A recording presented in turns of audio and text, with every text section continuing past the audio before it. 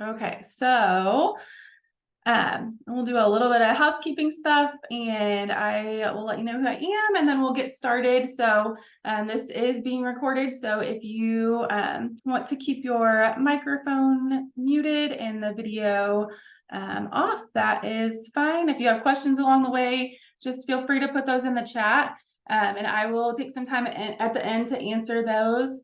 Or if something's unclear or you want more clarification, or like I said, have further questions. And I'm a one-man show, as most of you know, so I'm going to be admitting people as they come into the waiting room. So if I stumble across words, I apologize. So yeah. So we will get started. So I'm Brian. I am a physical therapist. I specialize in pelvic health physical therapy. I own Pivotal Physical Therapy here in Muncie. I'm excited about this webinar. I love talking pelvic health. I could talk it all day, much to my husband's delight, and I'm sure lots of my friends are more educated on pelvic health than maybe what they want to be, but I think it's important. So I'm excited to do this webinar and share information. So maybe a couple more people kind of coming in. So if you have questions, feel free to put those in the chat, and then you can keep your microphones muted and video off. So and then if for some reason you end up not being able to see the PowerPoint, let me know and I will try and fix that.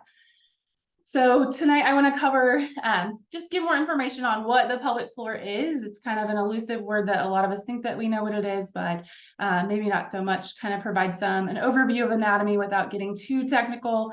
I hope that you can learn the functions of the pelvic floor and why it's so important, what their role is in bladder, bowel, and sexual function. Increase awareness of common pelvic floor issues. I have a lot of patients that call in and we talk about maybe one issue, but really it comes up that there's other issues that are related to their pelvic floor as well. And so just increasing awareness about what issues are pelvic floor related and can be helped with pelvic floor physical therapy. And then I want you to understand the role of what a pelvic health therapist does, where our role starts and ends, and kind of the collaboration that we do with other pelvic providers.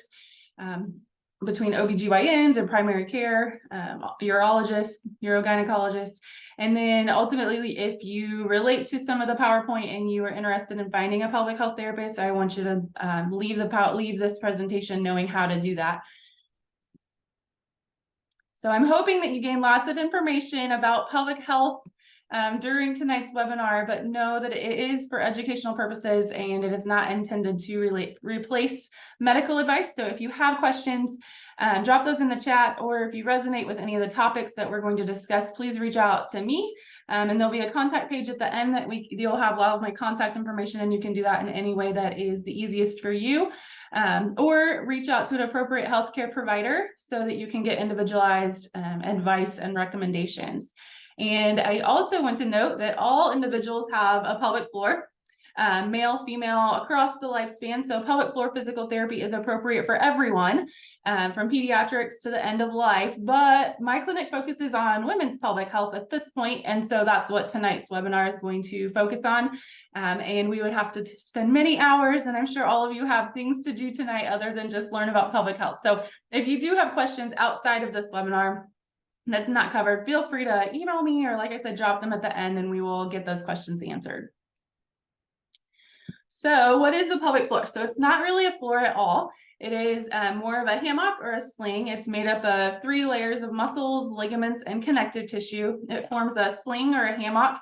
I'm a visual person, so you can see my pelvis here. So this is your spine in the back, runs down to your tailbone.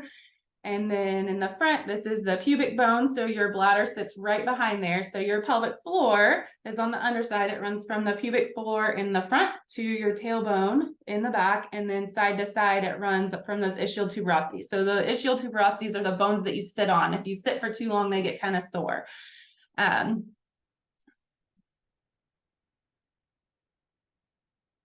So these are some pictures. So this picture on the left, the pubic bone is in the front. So you can see the bladder and your uterus and then rectum. So this is female pelvic floor, so that muscle. And then it contains the sphincter, so what helps hold things in and let things out. And then the side view, so tailbone in the back, pubic bone in the front, and then ischial tuberosities side to side. So the reason that the pelvic floor is so important is it has lots of important functions, and we can condense those down into the 5 S's. So the first function of the pelvic floor muscle group is support. So it helps provide support to the organs in the abdominal cavity. So that's your bladder, your uterus, and then your rectum. And then if you're a male, it would be your prostate is also supported in there. It has a sphincteric role. So it helps keeps the openings closed when you want them to be closed, so that we're not peeing or pooping when we don't want to be. And then it allows them to open when we need them to open, allowing for urination, defecation, and childbirth. And then penetrative intercourse as well.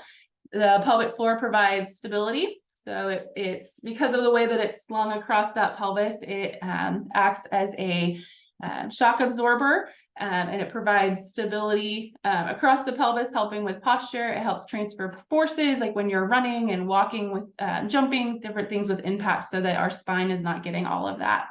It has a sexual function, so the muscles help achieve arousal and then help complete orgasm. And then it has a sump pump effect. So we have blood and lymph moving all through our body, and our pelvic floor muscles, as they contract and relax, help to pump that lymph and blood back from our legs and pelvis into the trunk so it can be disposed of appropriately.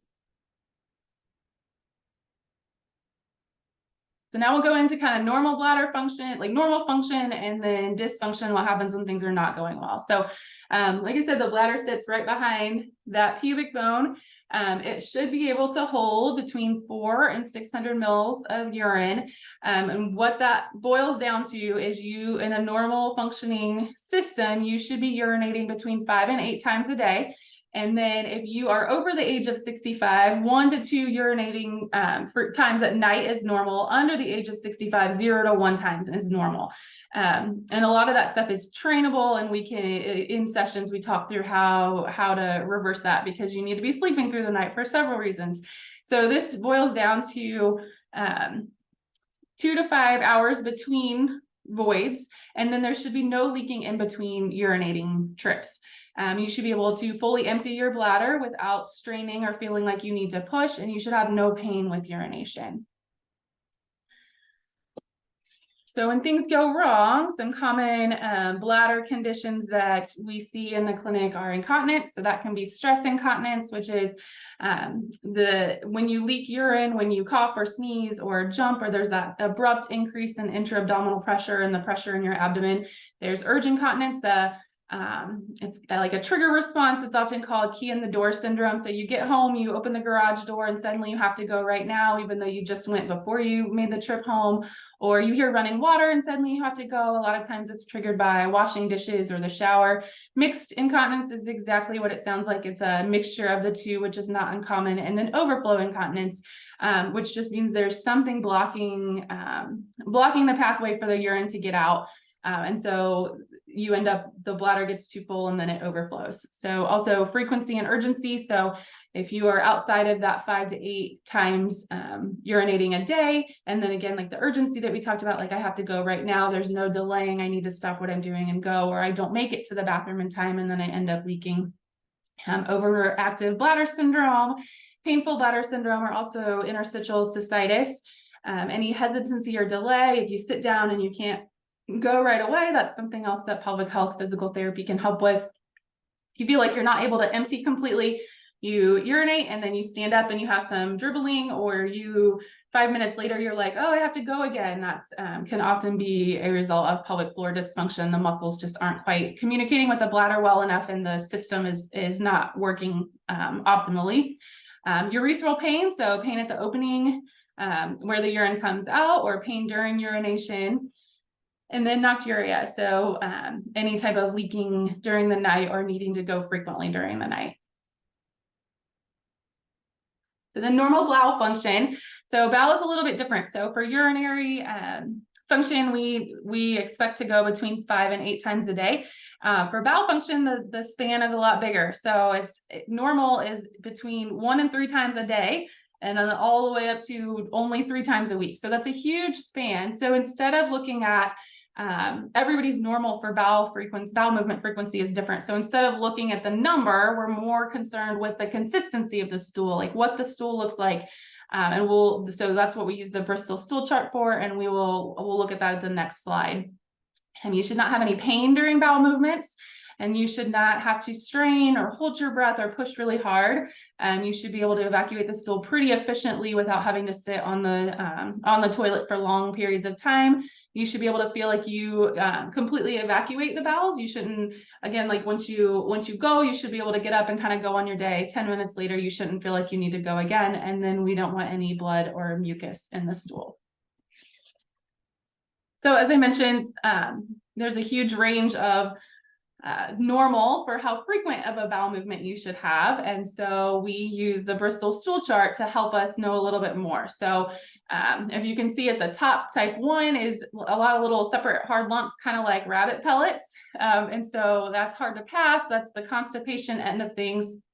And then it goes all the way down to type 7, where you have where the watery stool, the diarrhea. And so what the information this gives us is how long the stool has been in the system. So as your stool is in the system, water's absorbed from it. And so this gives us some information on hydration, and then how long the stool has been in your system.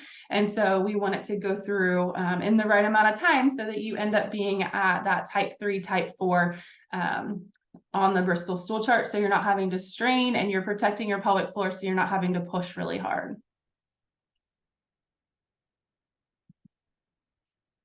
So when things are not going right, we end up with some bowel dysfunction. And so that can look like lots of different things, and it can look like a combination of things. And oftentimes bowel dysfunction is correlated with urinary dysfunction. So a lot of times I have patients that have a couple things going on, not just one thing. So bowel dysfunction can look like fecal incontinence. So any type of leaking, some streaking in the underwear, or full incontinence. It can look like urgency. Again, not being able to delay a bowel movement, but needing to go right away, and then sometimes leaking before you get to the toilet. Pain during bowel movements or after bowel movements, constipation, diarrhea, IBS symptoms, anal fissures, and then hemorrhoids. So these are all things that these are all conditions that pelvic health therapists can help manage. And a lot of times it's a multifactorial management. So you'll have a physician that is helping manage, and then the physical therapist is helping manage the like behavioral aspect and the pelvic floor muscle aspect. So you can also experience sexual dysfunction. So those muscles are responsible for being able to attain orgasm and then have pain-free intercourse. And so if the muscles are not able to get out of the way to allow for penetration, that's something that physical therapists can, or pelvic health physical therapists can work on with patients to help. And so these are different things that we can see with sexual dysfunction. So painful intercourse, inability to orgasm, having weak orgasms, or vaginismus. So vaginismus is when the muscles around the vaginal opening. So when those muscles around the vaginal opening, they guard, so they tighten up with the idea of insertion, or when insertion happens. And so that doesn't have to be intercourse. It can be during gynecology exams, like your pap smears. A lot of times people go, or women go for their first pap smear, and it's painful. And so they're diagnosed with vaginismus, and they come and see me, and we work on that. It can be during sexual activity, and it can be also be with the use of tampons or discs or menstrual cups.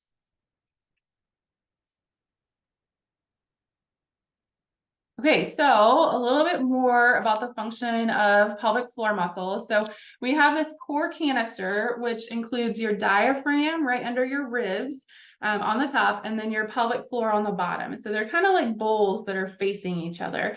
And if it's working correctly, as you inhale, your diaphragm pulls down, flattens downward, and your pelvic floor mimics that movement and moves down as well as your ribs expand in all directions. So not just your chest moving, but like the bottoms of your ribs, your lungs get to expand in all directions. So that's what should be happening. And then as you exhale, the diaphragm moves up to push the air out, the ribs come in to enclose on the lungs, and then the pelvic floor comes up as well. So the pressure inside your abdominal area is really important. You have some really important organs in there. And so we don't want a lot of pressure change. We want things to move. And so move and maintain that pressure while you're breathing, and while you're lifting, and while you're doing these different things.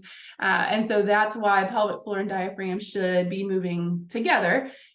However, there are several reasons that that doesn't happen. And when it doesn't happen, or when that system gets disrupted, you can end up with GI issues. You can have low back pain, pelvic pain, hip pain, constipation, and then decreased support of the organs in the pelvic area.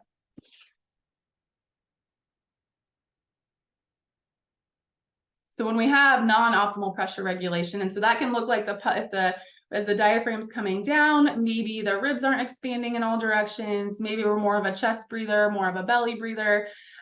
Maybe our pelvic floor is kind of stuck and it's not moving as the diaphragm moves, or sometimes it'll kind of do opposite. And so then you're getting a lot of increased pressure in that intra-abdominal area when you are breathing.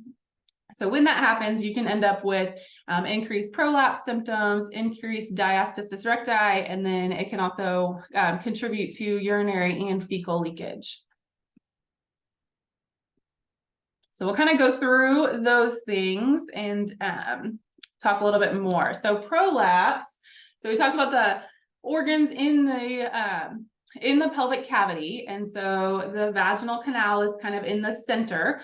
And so when either the uterus, the bladder, or the rectum kind of descend into that vaginal canal, they press into it, that's what prolapse is. And it can be, it can occur with one of the organs, or it can occur all of them. And then that creates, it's with the loss of support. So the ligaments and the muscles are not supporting those organs as well. So things start to descend. The prolapse is graded on a 1 through 4 scale based on how the amount of the organ descent. So how far that organ is kind of collapsing into the vaginal canal. Now, your organs cannot fall out because your vaginal canal is still there, but the organs are pressing into that tissue, and then the vaginal tissue is super flexible. And so it can press down and even come out of the vaginal canal with that tissue also pushing out. So, and important to note that grading can change. So it can change based on lots of different things. So if we think about the effects of gravity and the effects of being up all day doing things, if you have an appointment in the morning and you're feeling pretty fresh and you haven't really been doing a lot of activity, and you have your physician check for prolapse, they might say, oh, you have a grade 1, or it's really, really mild, you don't have much going on. If you have a similar appointment later in the day, or after doing a lot of activity on your feet, or a strong workout or something like that, you could have a different grade just based on time of day, because of the effects of gravity and just the effects of what we've been doing during the day. It can also change based on the position that you are in during testing. So typically they'll test you in a supine position, laying down on your back with your feet propped up, like in the stirrups or on the table. And so in that position, gravity is pulling down this way. So that's going to look a whole lot different than when you're standing up or sitting up, or sitting on the toilet or lifting. And so it's important to be tested in multiple positions and multiple times during the day. And in my opinion, more important than the grading is the symptoms that you're feeling with that. So you can have, if you have prolapse, you can have symptoms of fullness in the vaginal area, pressure, heaviness. Sometimes it can feel like boggy. You can have difficulty urinating or defecating. You feel like you kind of, like things can't quite get out. You could experience pain during intercourse or difficulty with tampon insertion. As I mentioned, so the grading and the symptoms do not always correlate. So you could have a grade 1 or 2 prolapse, but you could have very significant symptoms that are impacting your quality of life. On the flip side, you could have a grade 3 prolapse and not really experience any symptoms at all. So while grading is important to track progress, more important from my perspective is the symptoms that you're experiencing. And then if there are, sometimes you might not experience the symptoms all day, every day. It might be during a certain activity or during a certain exercise, or at a certain point during your workday. And so if that's the case, then that's the time frame, or that's when you would want to be tested for grading or tested for prolapse. So moving on to another pressure management issues. So diastasis recti abdominis. So this is when you can see in the picture, both pictures, this is, you have 2 ab muscles. So your 6-pack muscles, the ab muscles on the outside, they are connected with connective tissue in the middle. That's the linea alba. And when those when those two muscles separate too far, that's called diastasis recti. It creates a visible bulge. You can experience coning and doming. That can contribute to low back pain, hip pain, pelvic pain. Everybody that carries a baby to full term is going to have this to some extent. Sometimes it heals without any help. It just kind of, everything goes back together naturally, and sometimes it doesn't and needs a little bit extra help. This is one of those like fear-mongering diagnoses. It could be really scary, and it's easy to Google, what do I do or what don't I do? And I recommend not doing that because it's very individualized. It is more about how your system is managing the pressure of that intra-abdominal cavity, of your abdominal cavity. When you're doing activities like lifting, carrying things, working out, walking, running, all the different things. And so everybody's system, we all have compensatory techniques, and we're all managing that pressure a little bit differently. And so looking up the exercises like the safe list or the not safe list is not ideal, because an exercise that's on the safe list may be safe for this person, but not this person. It's all very, very individualized. Okay, also the separation, so you can kind of see the cartoon picture. It happens right around the umbilicus, around the belly button. The diastasis can happen above the belly button, at the belly button, or below the belly button, or the whole way. And there are surgeries to help fix that. However, if you have the surgery but you don't fix the underlying pressure management issues, the surgery is not going to be as successful. The outcome is not as good.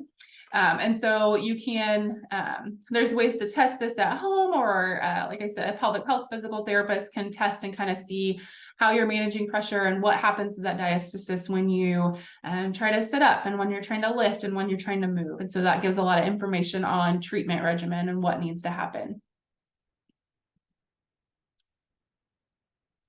Okay, so along those lines, that diastasis happens pretty frequently, pretty much anyone that carries to full term. So moving on with pregnancy. So the pelvic health physical therapist role during pregnancy, we can help navigate physical changes. So as that baby grows in the abdomen, it changes your center of gravity, it changes, you've got lots of hormone changes and things that change the ligamentous support. You can end up with some back pain. Commonly, people have some incontinence, pubic symphysis dysfunction, which is pain at that pubic bone where those two pubic bones meet in the front. So in here, sometimes it's called lightning crotch. It's not very comfortable. It impacts life a lot. Round ligament pain, people can have sciatica, tailbone pain, low back, hip, and SI joint pain. So the SI joints are the area in the back where your sacrum and your pelvis meet. So that area can be pretty painful and cause issues with walking and stair climbing and lifting other little kids and working. So also pelvic therapists can guide patients with the continuation of exercise and modifying exercises as appropriate. So important to continue exercise while you're pregnant, and there's lots of benefits to it, but some changes need to be made, and it's important to have somebody on your care team that is well versed in exercise and safe modification of exercise throughout pregnancy. And then toward the end of pregnancy, we can do some labor and birth prep work. And so a lot of times people think, oh, I need to strengthen my pelvic floor so that I can have a really good labor. And that sounds great. And having a strong pelvic floor is very important. However, at the end of pregnancy, when you're ready to give birth, if you are planning to have a vaginal childbirth, we need those muscles. Those muscles are at the base. Uterus is up here. So those muscles just need to relax and lengthen and get out of the way. And the uterus is going to do the pushing to get the baby out. And so that's a lot of, it's a little bit counterintuitive, as natural as it is, it's a little bit counterintuitive. And so there's exercises and different things that we can do to help guide that, so that when you're in the delivery room and doing that, you already are kind of familiar with what it feels like, and you're familiar with how to relax those muscles and let them get out of the way. Following birth, we can do some postpartum rehab. So typically you will give birth, and then you follow up with your OBGYN or your midwife or whoever helped with the process at that 6-week mark. And they usually kind of check some things, talk to you, check some boxes. It's usually a pretty quick appointment, and then they send you on your way to just get back to normal life with no guidance of how to do that. And so pelvic floor physical therapists help guide that process, because that 6-week mark is definitely a starting point, and it is not the end point of postpartum. So usually it takes between 18 months and 2 years to fully heal from all of that, and then you are postpartum forever. Your body is never the same, and so it's important to rehab that appropriately, just like we would rehab a knee surgery or an ankle sprain or a rotator cuff surgery and all the things. So after vaginal birth, a lot of people will have perineal trauma. So that's when you can have a tear or an episiotomy to the tissue, and then that affects the muscle function, and can lead to painful intercourse or difficulty with tampon use. And so we can help guide the healing of that so that it does not cause issues in the future. And for cesarean birth, specific to that, so when they do a cesarean, they're cutting through 7 layers of tissue. And so when that tissue heals, our tissue should slide over each other. When you cut through the tissue, you're cutting through all those layers. When it heals, it heals together. It heals layer to layer, not just to its own layer. It's kind of like stapling paper together. And so we can walk through stretches and scar massage in the appropriate way to make sure that that tissue is healing appropriately, and you end up with less adhesions to the tissue below, which can lead to urinary and bowel issues as well as like pain with lifting, back pain, abdominal pain, and then you can have that little like cesarean birth shelf that a lot of moms talk about. For both vaginal birth and cesarean, incontinence in the postpartum period is common. And so if that lasts too long after birth, we want to make sure that we're managing that and helping to rehab that to make sure that the whole system is working well together. We can work with low back pain, hip pain, pelvic pain. Things are just working different after carrying a baby for 9 months and delivering. And so working on rehabbing all of that and kind of getting things back to optimally functioning. So improving abdominal muscle weakness, and then restoring that optimal pressure management, like we talked about with the prolapse and the diastasis.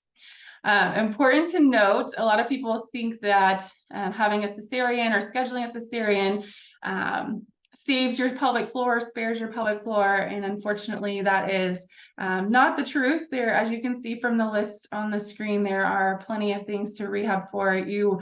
The birth is the last little bit, and it can be a big event, but also your body was changing for the months leading up to that. It wasn't just that one event, that one athletic event that happened.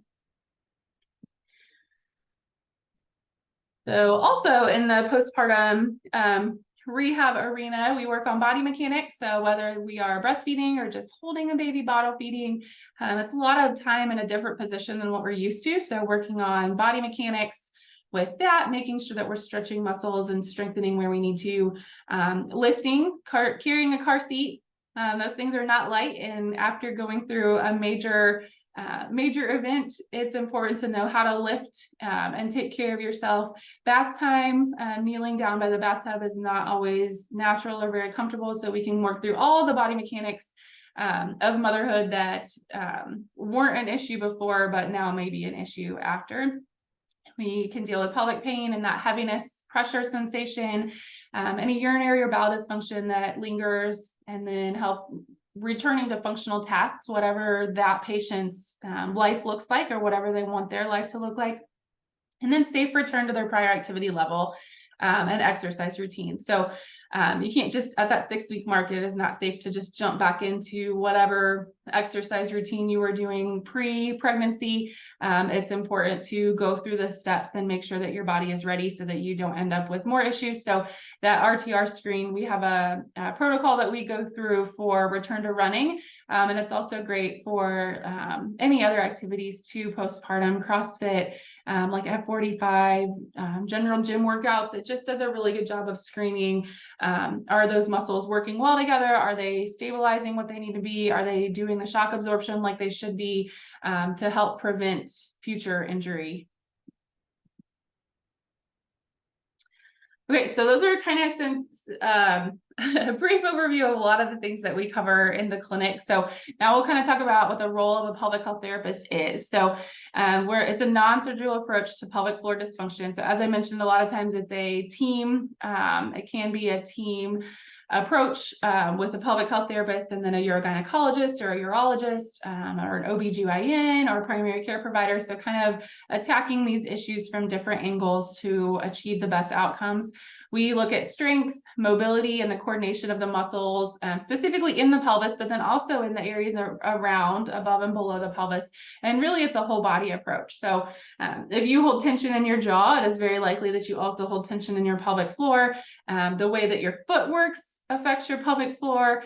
So we end up looking at the whole body, but we just have specialized training in the muscles of the pelvis that we do not receive during physical therapy school. That's additional training outside of that. Treatment can be hands-on, so it can include manual therapy, and it can also, it's a lot of education and behavior modifications, learning how to implement things into your life or change routines that you already have to make them better for your pelvic floor and bladder and the whole system, and then exercise.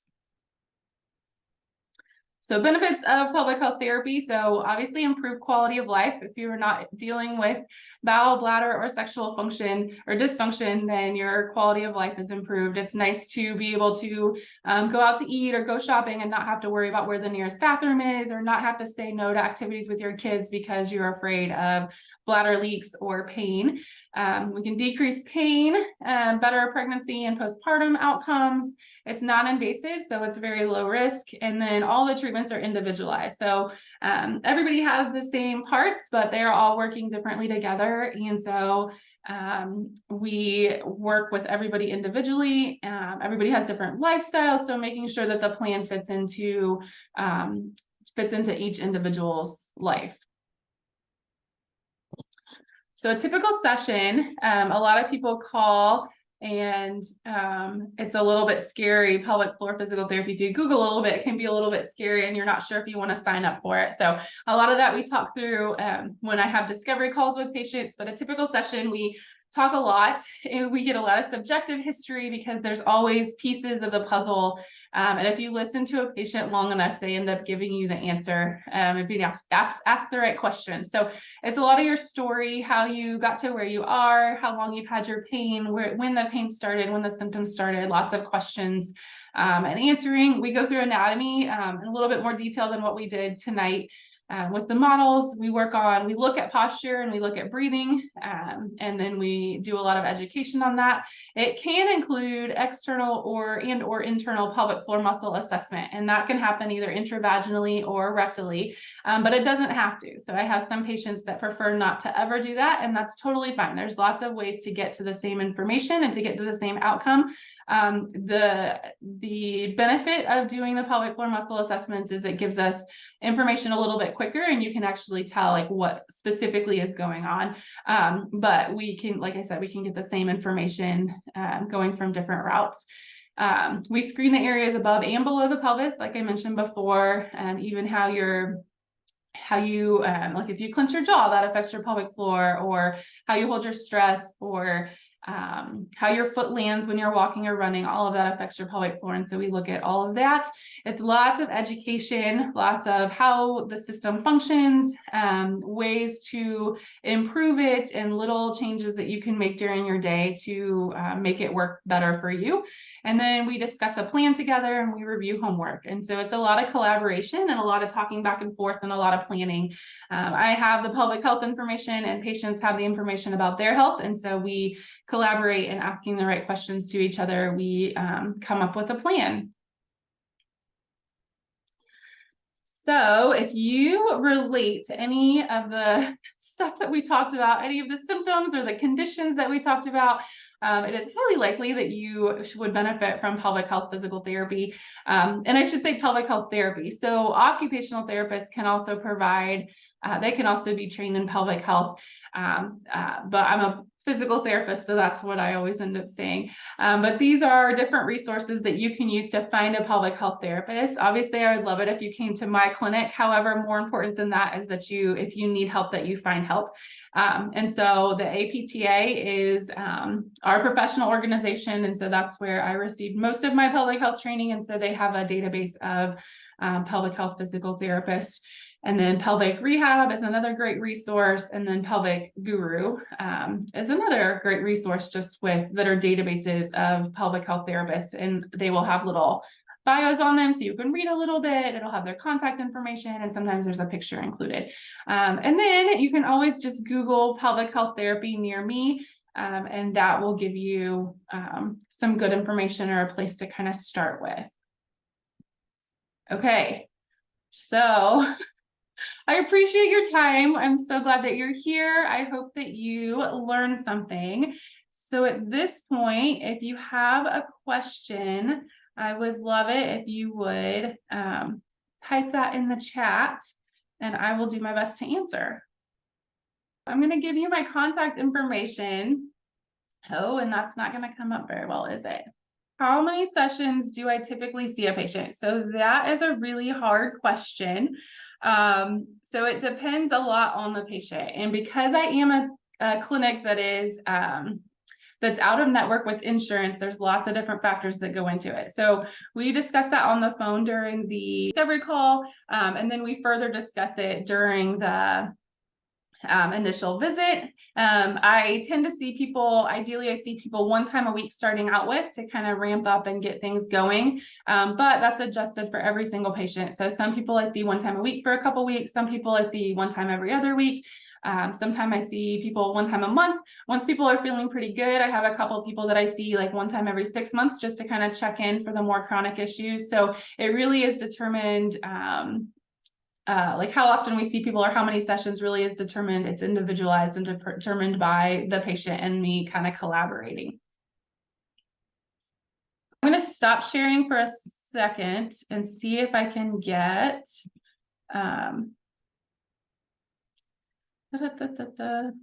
see if I can get it to actually show the information better. It worked right before we started this. That's how it always works, right? Okay, so this has Instagram account, my website, and then email, and then the QR code will take you to all of that, and then also the booking page. So if you have more questions that you're not comfortable asking here, you'd like to set up a discovery call, you can scan that QR code, or and it'll take you there, or feel free to shoot me an email. Any books I would suggest? I have several favorite pelvic health books. There's an interstitial cystitis book, and I can include those when I send out the email about managing interstitial cystitis. And then there's another one called Come As You Are by Emily Nagowski that is fantastic for patients experiencing pelvic pain. Okay, any other questions? Okay, well, I appreciate you all. I appreciate you taking time on this Wednesday, the last day of May, to hang out with me. I hope that you learned something. If you have any questions, feel free to shoot me an email, and I look forward to connecting. Thank you.